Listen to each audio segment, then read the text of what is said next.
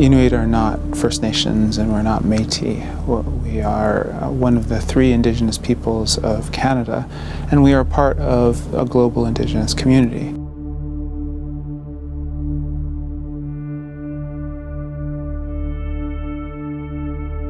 We are a minority Indigenous population within Canada, and often Canadians know nothing about us. When I come down here to the schools to talk about our way of life in the North, they say, children ask me, do you live in igloo?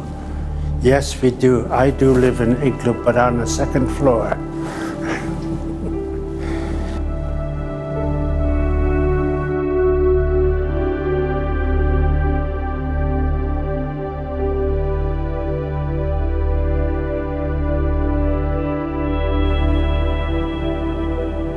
In my part of the world, well, we do not have any say as to what we should do in our lives.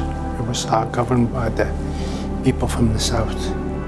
After World War II in the early 1950s, that's when massive change had happened at an incredible speed.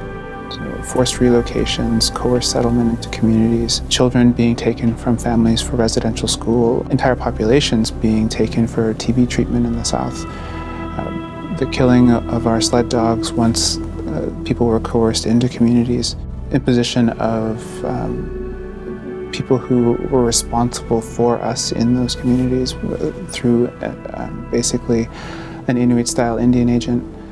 All of this happened in such a short period of time in many parts of the Canadian Arctic. We do not fall under Canada's Indian Act, and we have modern treaties, which are very different than historical treaties or other First Nations groups that don't have any treaties at all.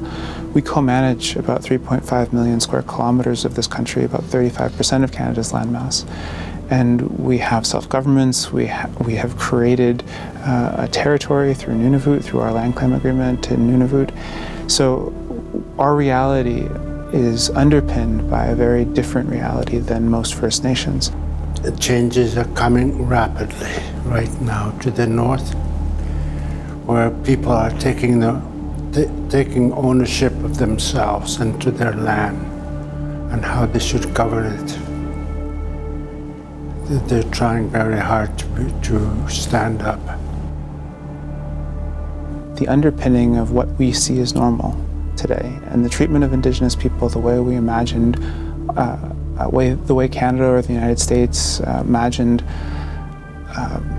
land, governance, respect for rights, all is underpinned by these foundational documents, especially the Doctrine of Discovery. Only about 16 to 18% of our Aboriginal title-held land becomes fee simple land that's owned by Inuit.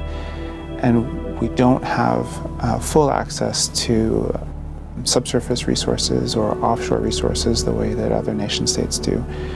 And that is all a product of the way in which the Doctrine of Discovery influenced the way governments thought about us and the way that the general population thought about Inuit.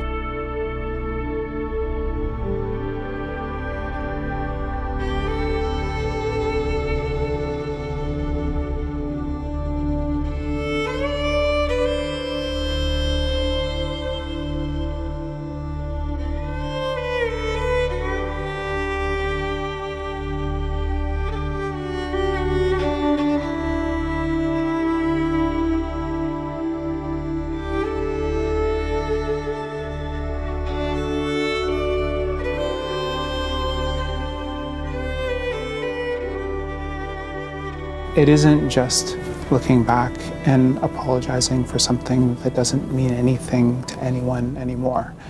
It is a narrative of a relationship, and you can get beyond the challenges that we faced in the past.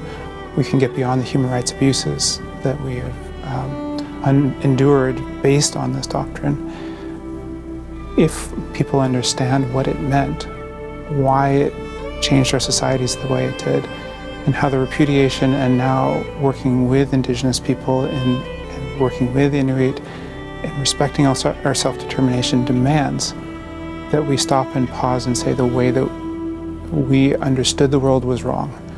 Anything that we can do to tell a narrative that is truthful to the past and hopeful for the future with the respect that's necessary to us as a people is essential in reconciliation and also just in being a good, loving person and a part of a good and loving society.